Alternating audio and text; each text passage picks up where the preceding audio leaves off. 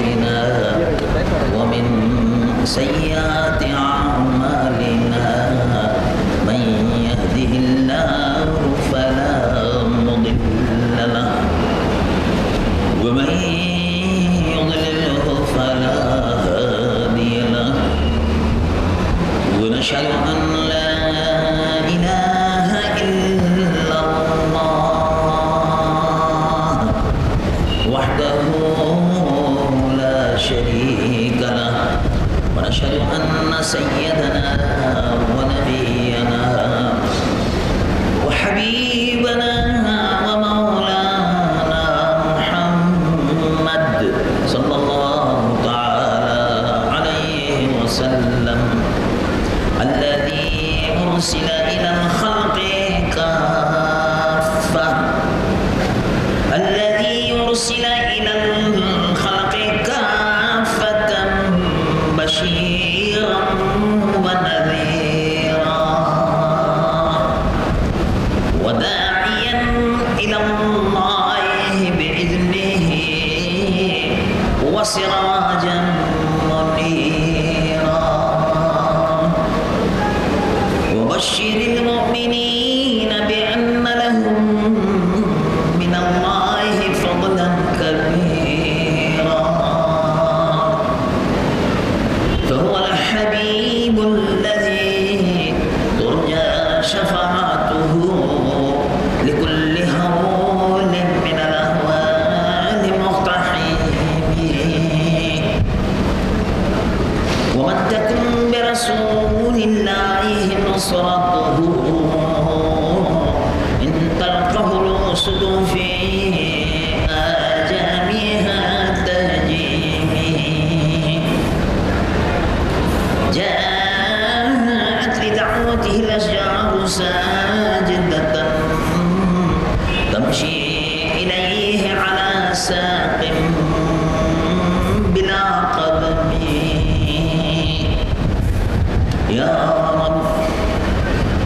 يا رب صل وسلم دائما أبدا على حبيبك خير الخلق كلهم اللهم صل وسلم وبارك على حبيبك ونبيك سيدنا مولانا محمد صاحب الوجه الأنور والجبين الأزهر صلاة وسلاما عليك يا سيدي يا رسول الله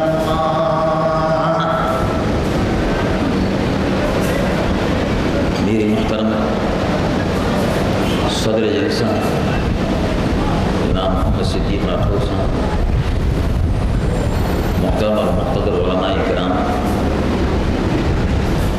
میری محترم بزرگ محترم بھائیوں محترم بہنوں عزیز نوجوانوں پیارے پیارے بچوں السلام علیکم ورحمۃ اللہ وبرکاتہ میں سب سے پہلے جمعیت علماء پاکستان اور جلسے کے منتظم جناب عبدالرزاق سانگانی صاحب اور ان کے تمام معاونین کو تمام وہ حضرات جنہوں نے اس جلسے کے سلسلے میں جمعیت علماء پاکستان سے تعاون کیا جمعیت علماء پاکستان کے تمام خادمین کو اہل محلہ کو اہل علاقہ کو اس عظیم الشان کانفرنس کے منعقد کرنے پر مبارکباد پیش کرتا ہوں اور جس محبت کے ساتھ قرب و جوار سے دور و دراز سے آپ حضرات شرکت کے لیے تشریف لائے جمعیت علماء پاکستان کی اس کانفرنس کو کامیاب بنانے کے لیے اپنے وقت کی اور آرام کی قربانی دی اللہ تبارک و تعالی آپ کو اس کی بہترین جزائے خیر عطا فرمائے۔ کراچی کی حالات بہت خراب ہیں اور ان حالات میں جبکہ شہر میں چاروں طرف گولیاں چل رہی ہوں، جبکہ شہر میں بعض مقامات پر موت کا سناٹا ہو، جبکہ شہر میں بعض مقامات پر دہشت گردوں کا اور غنڈوں کا راج ہو، لٹیرے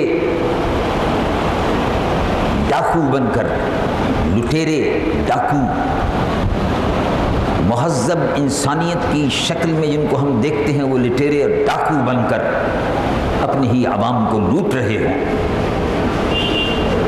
سڑکیں مختلف علاقوں میں رات کو ویران ہو جاتی ہوں، انسانوں کی آوازوں کے بجائے گولیوں کی آوازیں آتی ہوں، انسانوں کی اور مسلمانوں کی خوشبوؤں کے بجائے بارود کی بو جہاں سے آ رہی ہو، ایسے میں کانفرنس کا منعقد کرنا، لوگوں کو جمع کرنا اور اکٹھا کرنا اور آپ لوگوں کا آنا واقعی قابل مبارکباد ہے۔ میں آپ کی ہمت اور جرأت کو سلام کرتا ہوں۔ آپ نے جمعیت علماء پاکستان کی دعوت پر لبیک کہتے ہوئے اس کانفرنس کے مقاصد کو مقررین کی زبان یقیناً سنا ہوگا۔ ہم جاگنا چاہتے ہیں، لوگوں کو جگانا چاہتے ہیں، ہم لوگوں کو جگا کر جہاد کے لیے تیار کرنا چاہتے ہیں۔ ملک اس وقت ایک طرف کشمیر جنت نظیر جہنم بنا ہوا ہے، گولہ اور بارود کی گھن گرج 24 گھنٹے جہاں سنائی دے رہی ہے۔ مسلمان عورتوں کی عصمت کشمیر میں ہندو پامال کر رہا ہے، تاراج کر رہا ہے۔ 60,000 سے زائد مسلمانوں کا قتل عام کشمیر میں ہو چکا ہے، 40,000 سے زائد کشمیر کی مسلمان بہو بیٹی کی عزتیں لٹ چکی ہیں، بے شمار کنویں جن سے پانی پیا جاتا تھا اور جھیلیں عورتوں کی ناشوں سے پٹ چکی ہیں، جن عورتوں نے اپنی جانیں بچانے کے لیے کنویں میں چھلانگیں لگا دی ہیں، جھیل میں ڈوبنا گوارا کر لیا، لیکن اپنی عصمتوں کا سودا نہیں کیا۔ آج وہی کشمیر ہمیں پکار رہا ہے۔ 7 لاکھ بھارتی فوجیں کشمیر کا گھیرا کیے ہوئے ہیں، مسلمان کشمیر کے محاصرے میں ہیں۔ 80% مسلم آبادی والا کشمیر 7 لاکھ بھارتی فوج کے مقابلے پر 1 کروڑ کشمیری مسلمان، نہتہ مسلمان اپنے ایمان کی قوت سے پورے 9 برس سے مسلسل بھارتی فوجوں کو چیلنج کر رہا ہے۔ ایسے میں جبکہ ہندو اور سکھ فوجی مسلمانوں کا قتل عام کر رہے ہیں کشمیر میں، شرم اور افسوس کی بات ہے کہ پاکستان میں اس کے سب سے بڑے شہر کراچی میں مسلمان کو مار رہا ہے۔ یہ وہ مسلمان ہیں جنہیں دیکھ کے شرمائے یہود۔ یہ یہودیوں کا کردار ہے، یہ ہندوؤں کا کردار ہے۔ جو مسلمان شہر کراچی کے امن کو، پاکستان کے امن کو اس وقت تباہ کر رہا ہے، وہ ہندو کا اور یہودی کا کھیل کر رہا ہے، اس کو پورا کر رہا ہے۔ جو مسلمان وہ مسلمان نہیں ہو سکتا جو پاکستان کی سرزمین پر مسلمانوں کی گردن کاٹ رہا ہو، ان کے جسم کی بوٹیاں کاٹ کر بوریوں میں بند کر کے اپنے دشمنوں کو بھیج رہا ہو، وہ مسلمان کہلانے کا مستحق نہیں ہے۔ وہ پاکستان کے امن کو تباہ کرنا چاہتا ہے۔ پاکستان کو اس وقت داخلی امن کی ضرورت ہے۔ ہندو یہ چاہتا ہے، اور ایٹمی دھماکے کے بعد امریکہ یہ چاہتا ہے، یہودی یہ چاہتے ہیں کہ پاکستان میں امن نہ رہے اور پاکستان ٹکڑے ہو جائے، وہ یہ چاہتے ہیں۔ اور جو لوگ یہاں پاکستان میں مسلمان کو قتل کر رہے ہیں، مسلمانوں کے گھروں کو اجاڑ رہے ہیں، بوڑھے اور بزرگوں کو ان کی آنکھوں کے نور سے محروم کر رہے ہیں، وہ مسلمان نہیں ہو سکتے، وہ پاکستانی نہیں ہو سکتے، وہ ہندوؤں کے اور امریکہ کے ایجنٹ ضرور ہو سکتے ہیں، مسلمان نہیں ہو سکتے۔ یہ وہ مسلمان ہیں جنہیں دیکھ کے شرمائیں یہود یہ کام کر سکتا ہے، بلکہ یہودی بھی شرم آئے گا جس طرح سے نعشوں کو مس کیا جا رہا ہے، کاٹا جا رہا ہے اور خون بہایا جا رہا ہے۔ میرے محترم بھائی، ایٹمی دھماکے کے بعد قوم کا سر فخر سے بلند ہو گیا۔ ایٹمی دھماکوں نے قوم کو متحد کر دیا، اس میں کوئی شک نہیں کہ ملک کی عسکری قیادت، ملک کا وزیر اعظم، ملک کی عسکری قیادت، ملک کے ایٹمی سائنسدانوں کی ٹیم جس کی قیادت ڈاکٹر عبدالقدیر کر رہے تھے، وہ ہماری دل کی گہرائیوں سے ہماری مبارکباد کے مستحق ہیں۔ اللہ تبارک و تعالی جن لوگوں نے پاکستان کی حفاظت کا سامان کیا ہے، اللہ تعالیٰ ان کی حفاظت فرمائے، آمین ثم آمین۔ اس ملک کی بھی حفاظت فرمائے اور ان کی بھی حفاظت فرمائے۔ یہ سب ہماری قوم کے شکریہ کے مستحق ہیں۔ ایک طرف ہم فخر سے سر بلند کر رہے تھے، عالم اسلام صرف پاکستان کے مسلمان کا سر فخر سے بلند نہیں ہوا۔ میں آپ کو بتاتا ہوں کہ افریقہ کے ان دور و دراز مقامات سے کہ جہاں بہت کم لوگ پڑھے لکھے ہیں، جہاں 10% بھی پڑھے لکھے لوگ نہیں ہیں، افریقہ کے ان ملکوں سے جہاں بے پڑھے لکھے لوگ زیادہ رہتے ہیں، انہوں نے بھی ٹیلی ویژن پر، ریڈیو پر جب یہ سنا کہ پاکستان نے ایٹمی دھماکہ کیا ہے، تو افریقہ کی وہ دور و دراز اور غریب ملک کے رہنے والا مسلمان بھی ٹیلی فون کر کے کہہ رہا تھا کہ میری طرف سے پاکستان کے مسلمانوں کو مبارکباد دے دو۔ عالم اسلام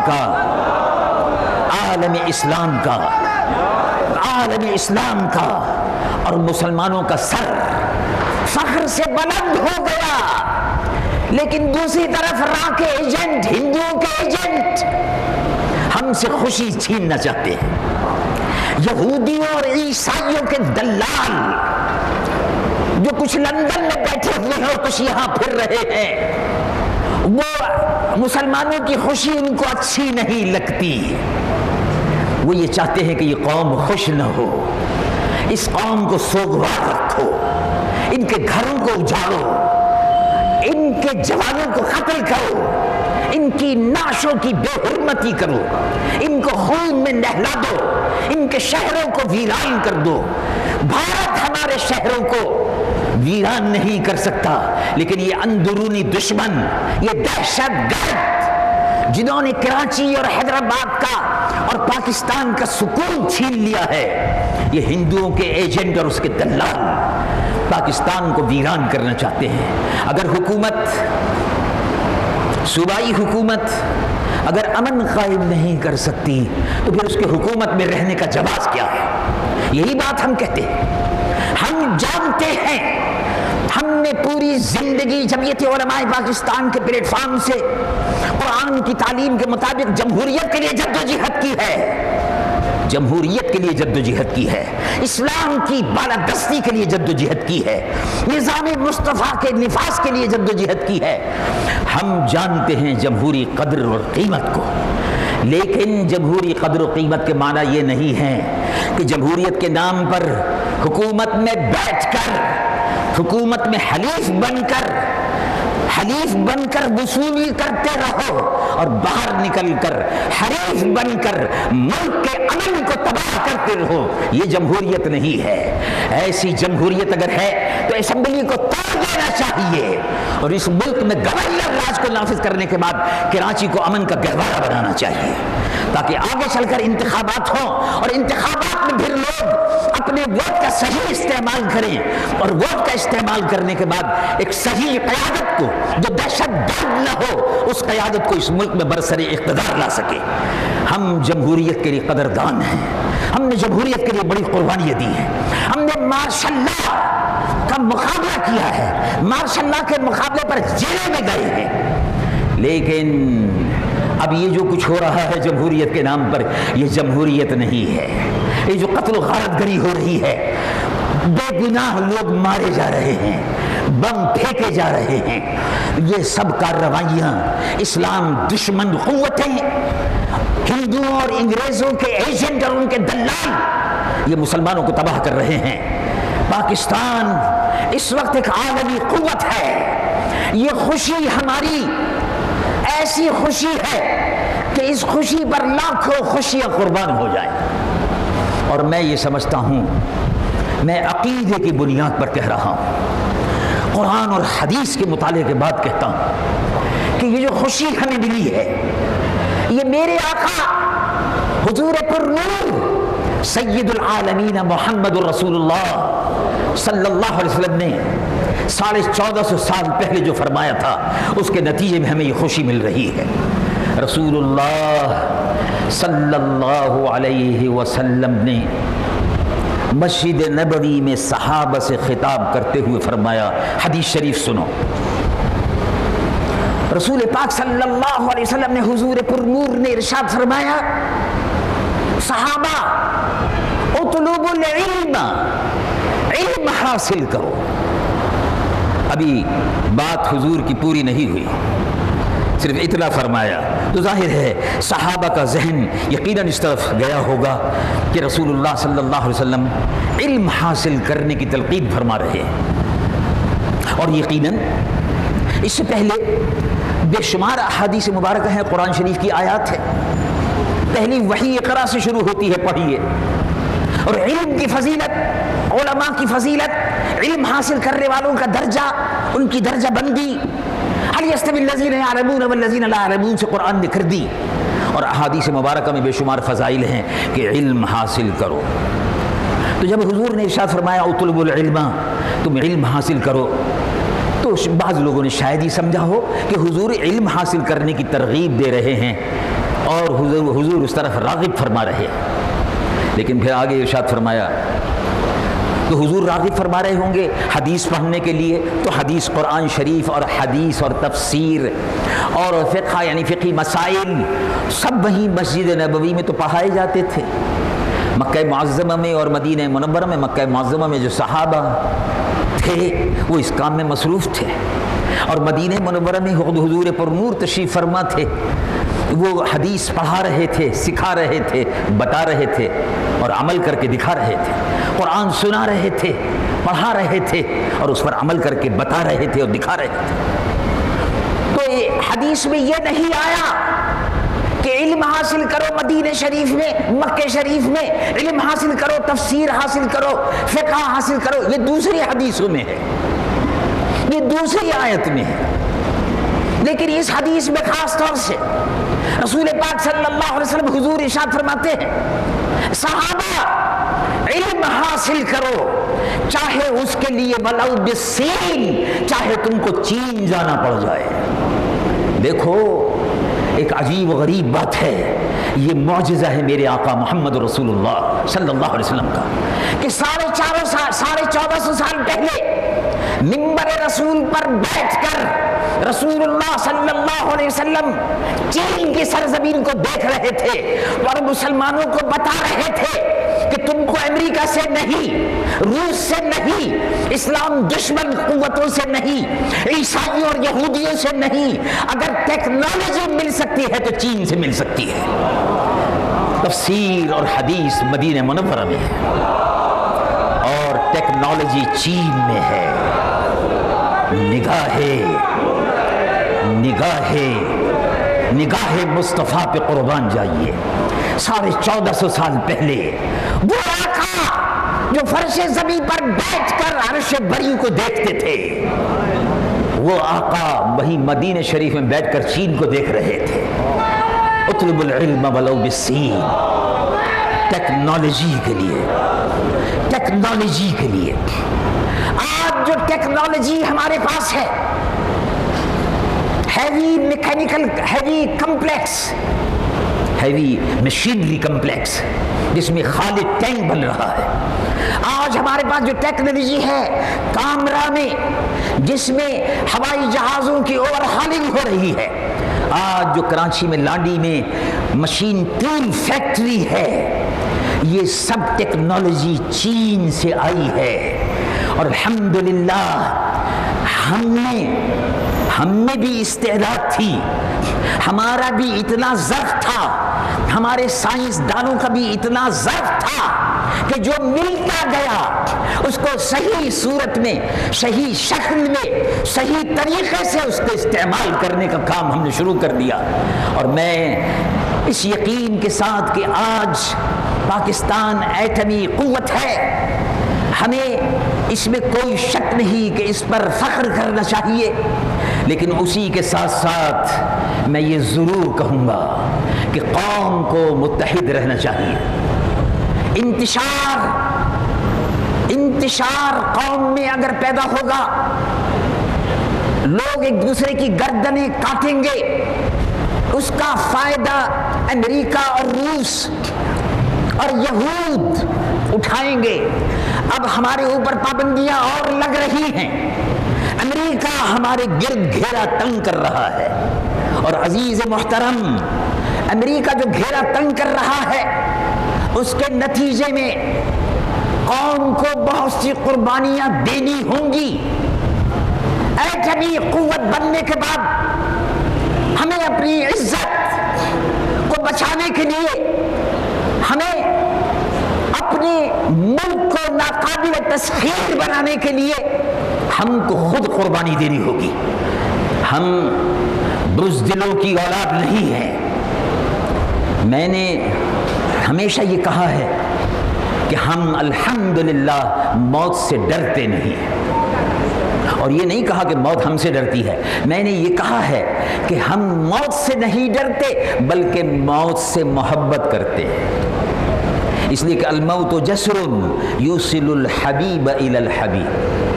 موت تو ایک پل ہے جو دوست سے دوست کو ملا دیتا ہے. جب وہ پل عبور کرتے ہیں تو دوست سے ملاقات ہو جاتی ہے. ہم موت سے محبت کرتے ہیں، موت سے ڈرتے نہیں ہیں. ہم غازیوں کی اولاد ہیں. جمعیت علماء پاکستان کا آج کا پیغام یہ ہے کہ پاکستان نے ایٹمی دھماکہ کر دیا، لیکن قوم کو بھی تیار رہنا ہوگا. فوجیں سرحدوں پر ہوں گی. ہم اپنے مکانوں میں، گھروں میں گھس کر بیٹھ جائیں گے؟ نہیں. فوجیں اگر سرحدوں پر ہوں گی تو ہم کو اپنے شہروں کی حفاظت کرنی ہوگی، ہم کو اپنے محلوں کی حفاظت کرنی ہوگی. ہم غازیوں کی اولاد ہیں، ہم ان غیرت مند مجاہدوں کی اولاد ہیں جن کا نام محمود غزنوی تھا. ایک مرتبہ محمود غزنوی کو شکست ہوئی تو اس محمود غزنوی نے جب شکست ہوئی واپس گیا، تیاری کی، بستر پلنگ پر سونا چھوڑ دیا، زمین پر سوتا تھا. اور تیاری کرنے کے بعد پھر ہندوستان پر حملہ کیا. اس کو فتح ہوئی. پھر ہندوستان پر حملہ کیا، پھر فتح ہوئی. اس نے کہا کہ جب تک زندہ رہوں گا، ایک مرتبہ جو ہندوستان سے شکست ہوئی ہے اس کا بار بار بدلہ لیتا رہوں گا. میں بھی اپنی غیور حکومت کے عساکر پاکستان سے، افواج پاکستان سے کہتا ہوں کہ ہم کو یہ یقین ہے کہ آپ بھی انہی غازیوں کی اولاد میں سے ہو. جو محمود غزنوی اور شہاب الدین غوری سے نسبت رکھتے ہیں، جس غیرت کا مظاہرہ شہاب الدین غوری نے اور محمود غزنوی نے کیا تھا، اب اسی غیرت کا ہمیں بھی مظاہرہ کرنا ہوگا اور ہندوستان سے اپنی شکست کا ضرور بدلہ لینا ہوگا۔ ہندوستان ہم کو چیلنج کر رہا ہے، ہندوستان ہم کو چیلنج کر رہا ہے کہ ہم کشمیر پہ قبضہ کر لیں گے۔ وہ چیلنج کر رہا ہے کہ ہم کشمیر پہ قبضہ کر لیں گے اور ہم آپس میں ایک دوسرے کو قتل کر رہے ہیں۔ یقیناً اس سے ہندو کو خوشی ہوگی کہ میں کشمیر پر قبضہ کرنے کی بات کرتا ہوں اور یہ قوم آپس میں لڑ رہی ہے۔ بھارت کے لیے تو بہت آسان ہو جائے گا، پھر کشمیر پر قبضہ کرنا تو بہت آسان ہو جائے گا، اس لیے کہ یہ قوم تو آپس میں لڑ رہی ہے۔ اس قوم کو اسلام کے دشمن لڑا رہے، یہ دہشت گرد جو کراچی کے امن کو تباہ کر رہے ہیں، یہ ہندوؤں کے اور عیسائیوں کے ایجنٹ ہیں۔ تم مسلمانوں شہاب الدین غوری کی اولاد ہو، محمود غزنوی کی اولاد ہو، تم سید العالمین محمد رسول اللہ کی امت ہو، تم پاکستان کے محافظ ہو۔ اس میں کوئی شک نہیں کہ عسکری قیادت پاکستان کی محافظ ہے، لیکن تم بھی اس ملک کے محافظ ہو۔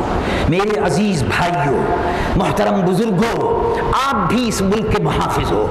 شہاب الدین غوری کا کردار ادا کرنا ہوگا۔ ہم میں سے، آپ میں سے بہت سے لوگ وہ ہیں کہ جو حضرت سلطان الہند خواجہ خواجگاہ معین الدین چشتی اجمیری رضی اللہ عنہ وارضاہ سے نسبت رکھتے ہیں، اسی خاندان میں مرید ہیں، ان سے روحانی نسبت رکھتے ہیں۔ معین الدین چشتی سے نسبت رکھنے والا کوئی آدمی یہ نہیں کہہ سکتا کہ میرا سیاست سے کوئی تعلق نہیں ہے، وہ جاہل ہے۔ جو کہتا ہے میرا سیاست سے کوئی تعلق نہیں، وہ جاہل ہے، وہ بے بہرا ہے، اس کو دنیا میں رہنے کا سلیقہ نہیں آتا، وہ اسلام کی خوبیوں سے اور اس دین قیم کی، دین و دنیا کی بہترین نظام سے اس کی واقفیت کچھ نہیں ہے۔ دیکھیے، مرد درویش، ولی کامل، عارف باللہ حضرت سلطان الہند معین الدین چشتی، جو ہند کے ولیوں کے سلطان تھے، وہ سلطان الاولیاء خواجہ خواجگاہ معین الدین چشتی، ان کا ہندوستان کی حکومت سے کیا تعلق تھا؟ وہ تو درویش آدمی تھے، وہ تو ختم شریف پڑھتے تھے، ختم شریف پڑھنے کے ساتھ ساتھ اللہ اللہ کرنے کے ساتھ ساتھ مراقبہ کرنے کے ساتھ ساتھ ان کو یہ بھی فکر تھی کہ کون سا وقت ایسا آئے کہ جب ہندوستان پر لا الہ الا اللہ محمد رسول اللہ کا پرچم لہرائے۔ ان کو یہ بھی فکر تھی، اللہ کے ولی کو یہ فکر ہوتی ہے اور ہونی چاہیے کہ کس طرح سے مسلمانوں کی حکومت قائم ہو، لا الہ الا اللہ محمد رسول اللہ کا غلبہ ہو، یہ دین کی حقانیت سارے عالم پر آشکارا ہو، قرآن کا وعدہ پورا ہو۔ قرآن میں اللہ رب العالمین نے ہم کو بشارت دی ہے، اس بشارت کو سنو اور مایوس نہ ہو۔ بشارت کیا ہے؟ رب العالمین جل جلالہ عما والو ارشاد فرماتا ہے، هو الذی ارسل رسولہ بالہدی ودین الحق لیظہرہ علی الدین کلہ وکفی باللہ شہیدا۔ وہی اللہ ہے جس نے اپنے رسول کو دین حق کے ساتھ بھیجا، اور یہ دین، میرے محترم بھائی، مایوس ہونے کی بات نہیں ہے، یہ دین غالب ہو کر رہے گا۔ دیکھو، دین کے غالب ہونے کی سب سے بڑی علامت یہ ہے کہ اس طرح غالب ہوگا کہ ابھی 21ویں صدی آ رہی ہے، اور اس 21ویں صدی کے آنے سے پہلے اللہ رب العالمین نے تم کو بشارت دے دی کہ اب تم 21ویں صدی میں جب داخل ہوگے تو تم ایسے بھی قیادت ہو، اور انشاءاللہ وہ وقت آ رہا ہے کہ اسلام دنیا پر غالب ہو کر رہے گا انشاءاللہ۔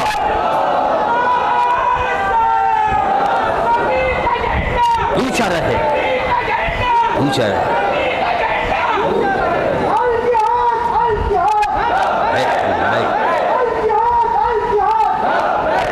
حضرت سلطان الہند، حضرت سلطان الہند خواجہ معین الدین چشتی اور عد و وظائف بھی پڑھتے تھے، ختم خواجگان شریف بھی پڑھتے تھے اور مراقبہ بھی فرماتے تھے۔ لیکن سلطان الہند معین الدین چشتی دیکھ رہے تھے کہ دہلی میں کفر کا بول بالا ہے، پنجاب میں کفر کا بول بالا ہے، راجستان میں کفر کا بول بالا ہے، پورا ہندوستان علاوہ سندھ کے پورا ہندوستان کفرستان ہے۔ کفر کے ایوانوں میں کس طرح زلزلہ آئے، معین الدین چشتی سوچتے تھے۔ اللہ کے حضور میں دست بدعا رہتے تھے۔ انہوں نے یہ نہیں کہا میرا سیاست سے کوئی تعلق نہیں، میں مراقبے میں مصروف ہوں، ختم شریف میں مصروف ہوں، نہیں۔ معین الدین چشتی صبح و شام اللہ کے حضور میں دست بدعا رکھتے تھے، اور کتابوں میں لکھا ہے کہ ایک دن آپ نے رات کو اپنے تصرف سے خواب میں شہاب الدین غوری جو اجمیر سے تقریباً 2000 کلومیٹر فاصلے پر رہتا تھا، غور میں افغانستان، غور ایک گاؤں ہے، اس کا رہنے والا شہاب الدین غوری بادشاہ افغانستان خواب میں 2000 میل پرے اپنے روحانی وائرلیس سے، اپنے روحانی رابطے سے، اپنے روحانی ٹیلی ویژن سے اس کے سیٹ پر رات کو سوتے ہوئے میں اس سے کہا، شہاب الدین میں ہوں معین الدین، اور میں تم کو بشارت دیتا ہوں، شہاب الدین غوری میں تم کو بشارت دیتا ہوں کہ دہلی کا تخت میری آنکھیں دیکھ رہی ہیں، دہلی کا تخت تمہارا انتظار کر رہا ہے۔ یہ تھے اللہ کے ولی جو مسلمانوں کی قیادت کے غلبے کے لیے جد و جہد کرتے تھے۔ یہ تھے اللہ کے ولی جو مسلم امت کی بہتری کے لیے شب و روز دعا گو رہتے تھے۔ یہ تھے اللہ کے ولی کہ جو سمجھتے تھے کہ کفر پر غلبہ حاصل کرنے کے لیے کیا اقدامات کرنے چاہیے، کس طرح سے دہلی کو فتح کیا جائے تاکہ پورے ہندوستان پر، بر صغیر پر لا الہ الا اللہ محمد رسول اللہ کا پرچم ہلالی لہرائے۔ شہاب الدین غوری نے خواب دیکھا، کتابوں میں لکھا ہوا ہے، یہ ہمارے بزرگوں کی، آپ کی اور ہمارے بزرگوں کی کتابوں میں لکھا ہوا ہے۔ خواب دیکھنے کے بعد اس نے تیاری کی، تیاری کر ہی رہا تھا اور دہلی پر حملہ آور ہوا۔ اب دیکھو میرے محترم بھائی، غور کیجئے، شہاب الدین غوری کے ساتھ 40,000 فوج ہے اور دہلی کے بادشاہ پرتھوی راج کے پاس 1,60,000 فوج ہے۔ پرتھوی راج کے پاس دہلی فتح کرنے کا پورا سامان نہیں تھا، لیکن دین کے نقطۂ نظر سے، اسلامی نقطۂ نظر سے شہاب الدین غوری کے پاس ایمان کی سب سے بڑی قوت تھی، اور اللہ کے اس وعدے پر اس کو یقین تھا۔ اللہ کا وعدہ کیا ہے؟ اللہ کا وعدہ قرآن میں ہے، اگر تم ایمان والے اپنے ایمان کی قوت سے ڈٹ جاؤ، اپنے رب پر بھروسہ کر کے میدان جہاد میں کھڑے ہو جاؤ، اپنے رب سے لو لگا کر، اپنے نبی سے اپنے دل کا رشتہ جوڑ کر اگر میدان میں کھڑے ہو جاؤ تو اس کی بے شمار مثالیں ہیں۔ مسلمانوں کے عظیم سپہ سالار خالد بن ولید، اسلام کی تاریخ ان کے نام سے روشن ہے۔ خالد بن ولید عظیم مرد مجاہد، کافروں نے شب خون مارا، سیرت کی کتابوں میں لکھا ہوا ہے، سیر صحابہ میں لکھا ہوا ہے، کافروں نے شب خون مارا۔ اور کافروں نے جب شب خون مارا، بعض نے لکھا کہ دن کا وقت تھا، رات ہونے والی تھی، کافروں نے جب مسلمانوں کے لشکر پر حملہ کیا تو مسلمانوں کی تھوڑی تعداد تھی، 100 کی تعداد میں مسلمان تھے، 100، اور 10,000 کی تعداد میں کافر تھے۔ اچانک حملہ ہوا، مسلمان اپنے خیموں سے نکل آئے، 10,000 کا لشکر، یہ کتابوں میں لکھا ہوا ہے، اور یہ صحابی رسول ہیں، ان کی غیرت ایمانی اور محبت رسالت پناہی کو دیکھو۔ حضرت خالد بھی ایک دم گھوڑے پر سوار ہوئے، کافروں کے لشکر میں گھسے، اور پھر ایک ساتھی سے کہا میں جا رہا ہوں، اب آتا ہوں، ڈٹے رہو۔ واپس گئے، کیمپ میں واپس گئے، واپس جانے کے بعد تھوڑی ہی دیر بعد پھر آئے اور پھر لڑائی میں مصروف ہو گئے۔ 1,000 نہیں 10,000 کافر تھے اور 100 مسلمان تھے۔ اللہ کا وعدہ پورا ہوا۔ رب العالمین جل جلالہ عمن والو ارشاد فرماتا ہے کم من فئۃ قلیلۃ غلبت فئۃ کثیرۃ باذن اللہ۔ تھوڑی تعداد میں بھی اگر تم ہو، اللہ رب العالمین تم کو غلبہ اور فتح و نصرت عطا فرمائے گا، چاہے تمہارے مخالف کافر بڑی تعداد میں ہوں، تم ڈٹ جاؤ۔ خالد بن ولید نے، ان کے ساتھیوں نے مل کر لشکر کو بھگا دیا۔ اب لشکر والوں نے بعد میں ان سے پوچھا کہ یہ بھاگ تو گئے لیکن آپ جہاد میں آئے اور میدان جہاد میں آنے کے بعد پھر واپس چلے گئے، پھر تھوڑی دیر بعد واپس آئے، کیا وجہ تھی؟ تو فرمایا انہوں نے اچانک حملہ کیا تھا، میں اپنی ٹوپی بھول گیا تھا۔ تو کہا حضور ٹوپی میں کیا بات تھی؟ کہا ٹوپی میں میرے آقا مصطفیٰ کا بال مبارک رکھا ہوا ہے، جب بھی معرکے میں جاتا ہوں رسول اللہ کی نسبت اونچا رہے۔ دونوں جہاں کے تاجدار، عرشیوں کے آقا اور فرشیوں کے داتا محمد رسول اللہ صلی اللہ علیہ وسلم سے نسبت غلامی، یہ غلامی کی نسبت میرے کام آتی ہے۔ شہاب الدین غوری بھی ہندوستان پر حملہ آور ہوا، اس کے ساتھ بھی شہاب الدین غوری کے ساتھ حضرت سلطان الہند عطائے رسول خواجہ خواجگاں معین الدین چشتی کی دعائیں تھیں۔ ہندوستان پر حملہ آور ہوا، آندھی اور طوفان بن کر دہلی پر حملہ آور ہوا۔ 1,60,000 فوجوں کا بادشاہ شکر کی نمازیں پڑھی اور قلعے میں داخل ہو رہے تھے۔ دہلی فتح ہو چکا تھا۔ آج وہی دہلی پھر مسلمان غازیوں کا انتظار کر رہا ہے۔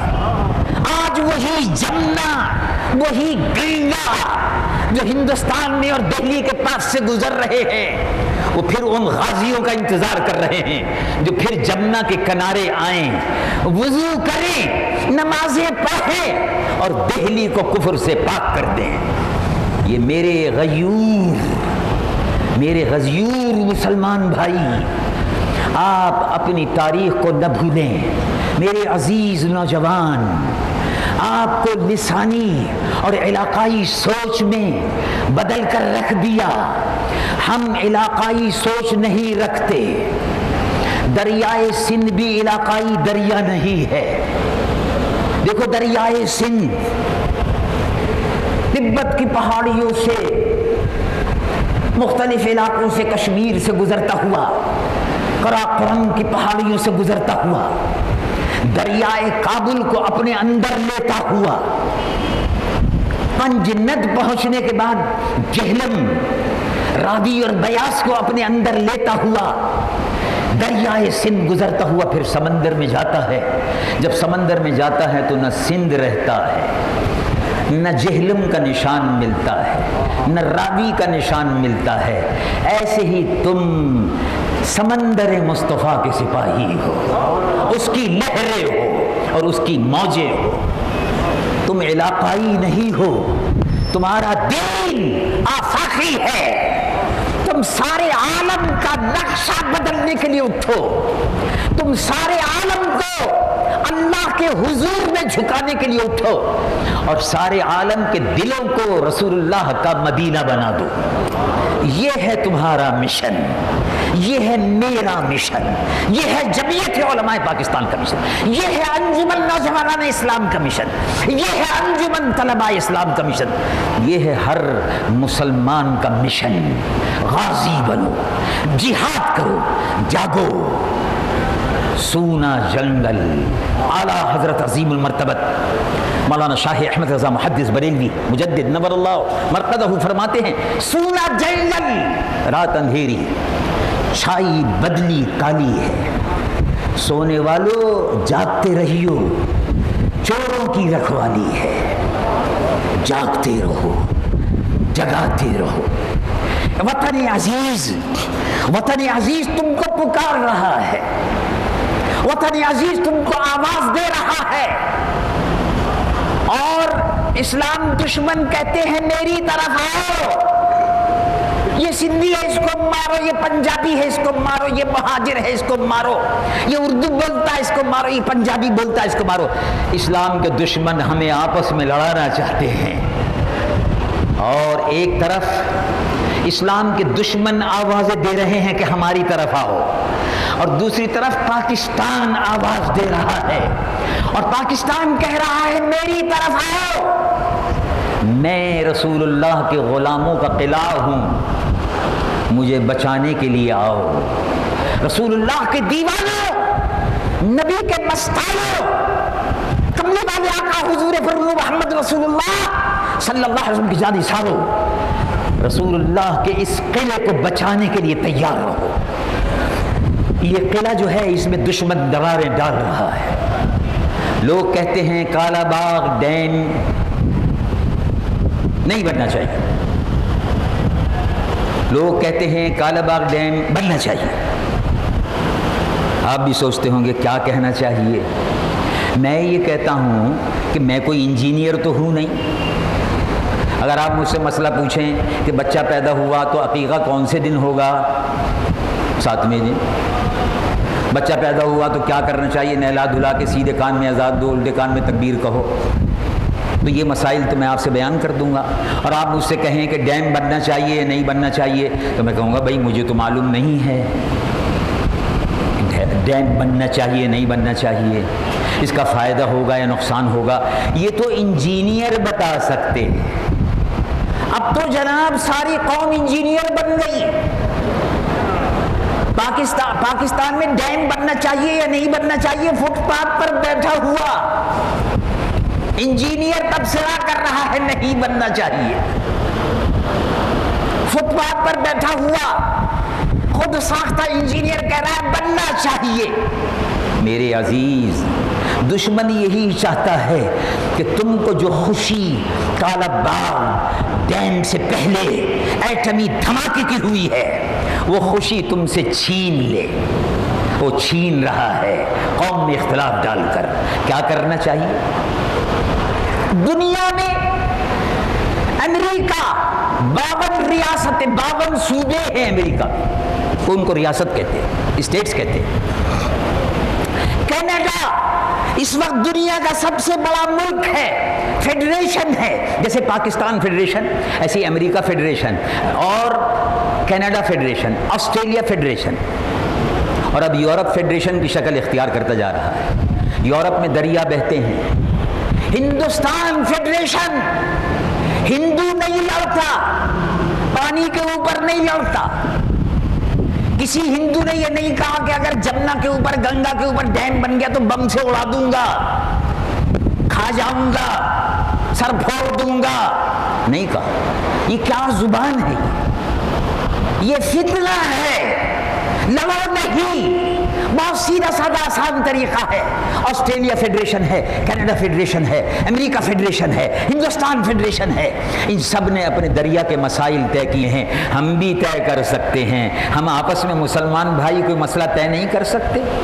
سیدھی سادی بات ہے۔ آپ سپریم کورٹ میں جائیے، اول تو دستور میں کونسل آف کامن انٹرسٹ موجود ہے صوبائی معاملات طے کرنے کے لیے۔ اب صوبائی معاملات طے نہ ہو سکیں، اختلاف ہو تو سپریم کورٹ میں جائیے۔ سپریم کورٹ میں ایک جج کی سربراہی میں کمیشن بن جائے، سپریم کورٹ کے جج، چاروں ہائی کورٹ سے ایک ایک جج لے لیجئے، 5 جج ہو گئے، ہر صوبے سے ایک ایک جج، سپریم کورٹ سے ایک جج، اور چاروں صوبوں میں چیف انجینئر موجود ہیں جو نہری نظام کو چلا رہے ہیں۔ ان چاروں چیف انجینئر کو بلا لیجئے۔ کالجوں میں اور یونیورسٹیوں میں جو انجینئر پڑھا رہے ہیں، نہری نظام کو سمجھا رہے ہیں، ان کو بھی گواہی دینے کے لیے بلا لیجئے، اور سب مل بیٹھ کر، یہ خالص فنی مسئلہ ہے، یہ سیاسی مسئلہ نہیں ہے، یہ دکان چمکانے کا مسئلہ نہیں ہے، یہ ملکی وحدت کا مسئلہ ہے، یہ قومی مسئلہ ہے۔ ملک کو اور قوم کو متحد رہنے کی ضرورت ہے، ہندو کو موقع نہیں دینا ہے۔ رسول اللہ کے اس قلعے میں دراڑیں نہیں پڑنی چاہیے۔ ججز بیٹھ کر فیصلہ کر دیں، انجینئروں کی بات سن لیں۔ اگر ججز مل کر اور انجینئر مل کر کہتے ہیں نہیں بننا چاہیے تو نہیں بننا چاہیے، اگر وہ کہتے ہیں بننا چاہیے تو پھر بننا چاہیے۔ کوئی جھگڑنے والی بات نہیں ہے۔ یہ جھگڑے سے ہمارے دشمن فائدہ اٹھا رہے ہیں اور اٹھاتے رہیں گے۔ قوم کو اس وقت اتحاد کی ضرورت ہے، قوم کو اس وقت ان مجاہدین کی ضرورت ہے کہ جب فوج مارکے اسلام اور کفر میں واگھا کی سرحد پر، راجستھان کی سرحد پر موجود ہو تو نوجوانوں تم اس کی پشت پر موجود ہو، رسول اللہ کے دیوانے لا الہ الا اللہ پر اپنی جان کا نذرانہ پیش کرنے والے موجود ہوں۔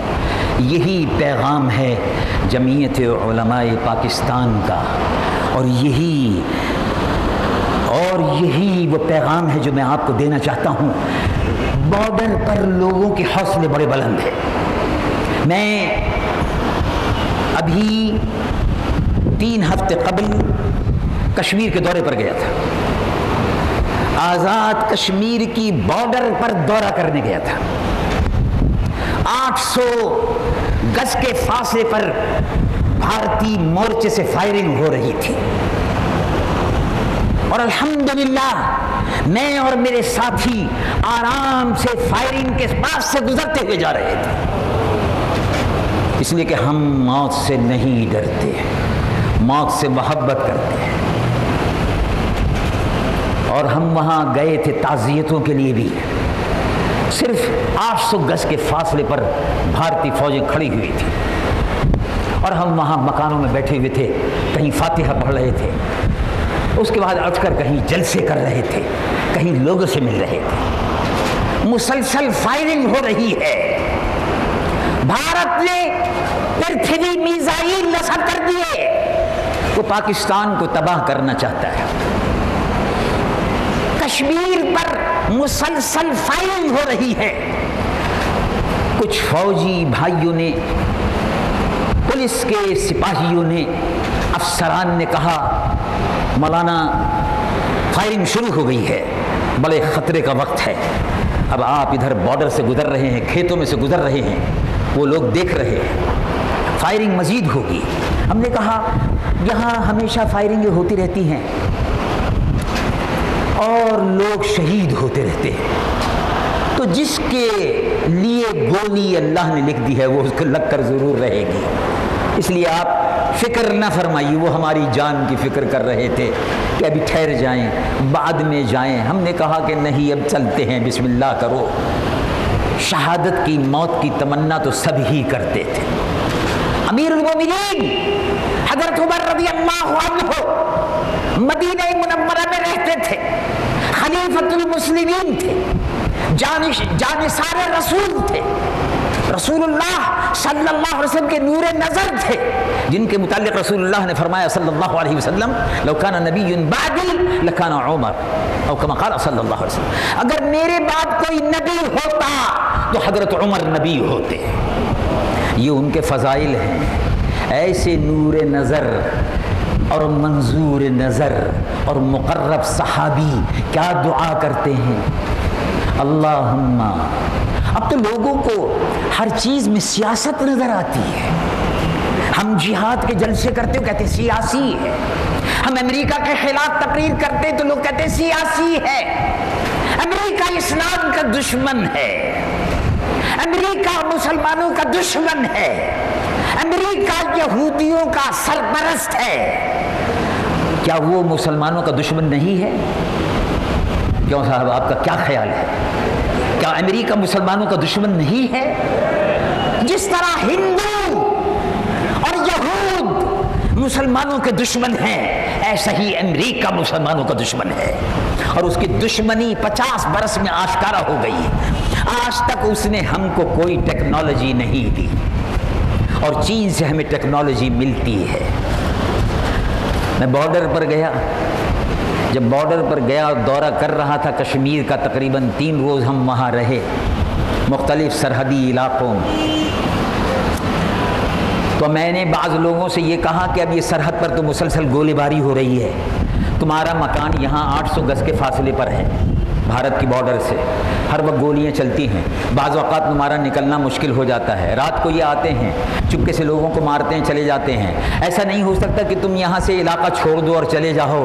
تو انہوں نے کہا مولانا صاحب یہ تو ہو رہا ہے، ہوتا رہے گا، مسلمان کی زندگی تو مسلسل جہاد ہے، ہم اگر یہاں سے ہٹ جاتے ہیں تو بھارتیوں کے ہندوؤں کے حوصلے بلند ہو جائیں گے کہ مسلمان بھاگ گیا، اور مسلمان میدان سے بھاگتا نہیں ہے۔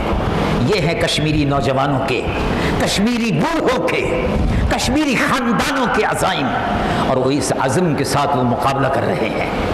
آپ کو بھی یہ بات پیش نظر رکھنی چاہیے کہ حالات بڑی تیزی سے بگڑ رہے ہیں۔ امریکہ گھیرا تنگ کر رہا ہے، امریکہ نے ہمارا بائیکاٹ کر دیا ہے۔ اب میں آپ سے یہ پوچھتا ہوں کہ جب امریکہ نے کل اعلان کر دیا کہ پاکستان پر ہم نے پابندی لگا دی، ہمارا سامان پاکستان نہیں جائے گا، کوئی لوہے کا سامان نہیں جائے گا، کوئی تفریح کا سامان نہیں جائے گا، تو بتائیے اب ہمارا فرض کیا ہے؟ جمعیت علماء پاکستان آپ کی خدمت میں ایک تجویز رکھتی ہے، جب امریکہ نے ہمارا بائیکاٹ کر دیا تو ہم کو بھی چاہیے کہ امریکن مال کا بائیکاٹ کر دیں۔ کیا آپ کو یہ تجویز منظور ہے؟ امریکن مال کا بائیکاٹ کر دو، بھارتی مال کا بائیکاٹ کر دو، انگریزی مال کا بائیکاٹ کر دو۔ انگریز نے ہمارا بائیکاٹ کر دیا، امریکہ نے ہمارا بائیکاٹ کر دیا، بھارت نے ہمارا بائیکاٹ کر دیا۔ اب ہم کو چاہیے کہ ہم بھی غیرت کا مظاہرہ کریں۔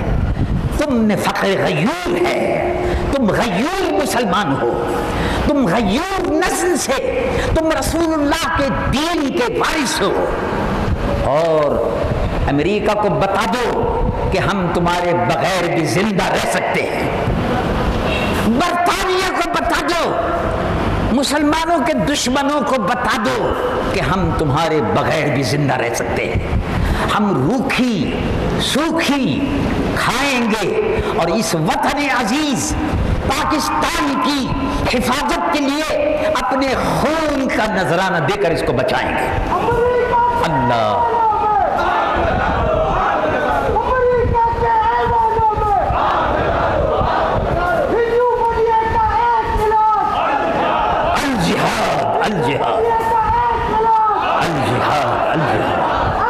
اب وقت آ گیا ہے، اب وقت آ گیا ہے کہ ہم اپنی صف بندی کریں۔ جمعیت علماء پاکستان نے رضاکار کیمپ قائم کر دیے ہیں، رضاکاروں میں نام لکھوائیے۔ انجمن نوجوانان اسلام اور طلباء اسلام کے سپاہی اور ساتھی نوجوان آپ کے دروازے پر پہنچیں گے۔ آپ بھی ایک مجاہد اور رضاکار کی حیثیت سے اپنا نام لکھوائیے۔ کیا عجب ہے اللہ کو یہ ادا آپ کی پسند آ جائے اور بیٹھے بیٹھے آپ کا شمار اور میرا شمار بھی مجاہدوں میں ہو جائے۔ دیکھو حضرت عمر ایسے عظیم المرتبہ صحابی دعا فرماتے ہیں، وہ فرماتے ہیں اے اللہ ارزقنی شہادتا فی سبیلک۔ وہ جنتی تھے، حضرت عمر جنتی تھے۔ حضور نے ارشاد فرمایا اپنی زبان مبارک سے، اے ابو بکر تم جنتی، اور اے عمر تم جنتی، اور اے عثمان تم جنتی، اور اے علی تم جنتی، اور اے میرے دونوں شہزادے تم جنت کے نوجوانوں کے سردار ہو۔ عشرہ مبشر اور باقی صحابہ کے بھی نام لیا، 10 جن کو جنت کا مژدہ ملا، وہ 10 جن کو جنت کا مژدہ ملا، حضرت عمر بھی اسی میں سے۔ حضرت عمر دعا فرماتے تھے اللہم ارزقنی شہادتا فی سبیلک۔